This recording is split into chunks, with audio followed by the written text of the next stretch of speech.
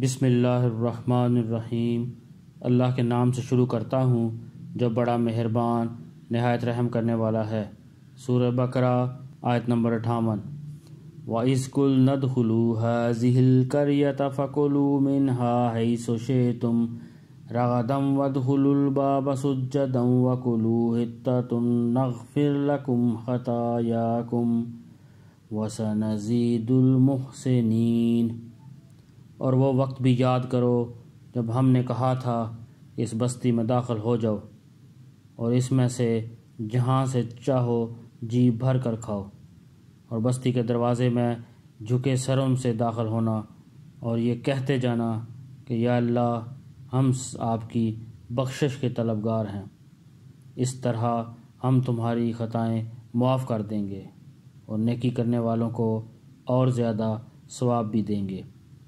اس آیت میں صحیح قول کی بنا پر قریہ سے مراد بیت المقدس ہے۔ جب بنی اسرائیل حضرت موسیٰ علیہ السلام کے ساتھ مصر سے نکلے تو اللہ تعالیٰ نے ان کو حکم دیا کہ تم شام جا کر عمالقہ، یہ قوم عاد کے بچے ہوئے لوگ تھے، سے جہاد کر کے ان کو مسلمان کرو یا ان کو وہاں سے نکال دو یا قتل کر ڈالو اور خود شام میں آباد ہو جاؤ۔ مگر انہوں نے عمالقہ کے مقابلے میں بزدلی دکھائی اور جہاد سے انکار کیا۔ پھر ان کو اللہ تعالیٰ کی طرف سے ایسی سزا ملی کہ وہ ایک مدت تک وادی طیہ میں حیران و پریشان پھرتے رہے، مگر اس سے نکلنے کا راستہ نہ ملتا تھا۔ اسی وادی میں بنی اسرائیل کے بوڑھے لوگ ماں حضرت موسیٰ و ہارون علیہ السلام انتقال کر گئے۔ حضرت موسیٰ علیہ السلام کے بعد حضرت یوشع علیہ السلام پیغمبر ہوئے۔ جب بنی اسرائیل سفر کی مشقت سے گھبرا گئے تو حضرت یوشع علیہ السلام نے 40 سال کے بعد طیہ سے نکل کر بنی اسرائیل کے باقی ماندہ نوجوانوں کو ہمراہ لے کر عمالقہ کے ساتھ جہاد کیا۔ اللہ تعالیٰ نے ان کو فتح دی اور فتح کے بعد حکم دیا کہ تعظیم کے ساتھ سجدہ کرتے ہوئے اور زبان سے دعا کرتے ہوئے اس بستی میں داخل ہو جاؤ۔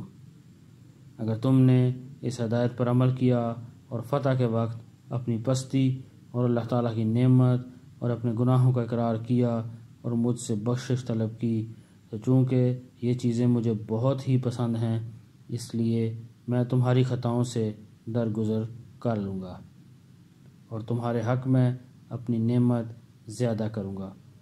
اللہ پاک ہمیں قرآن پڑھنے کی، سمجھنے کی، اس پر عمل کرنے کی اور دوسروں تک پہنچانے کی توفیق عطا فرمائے۔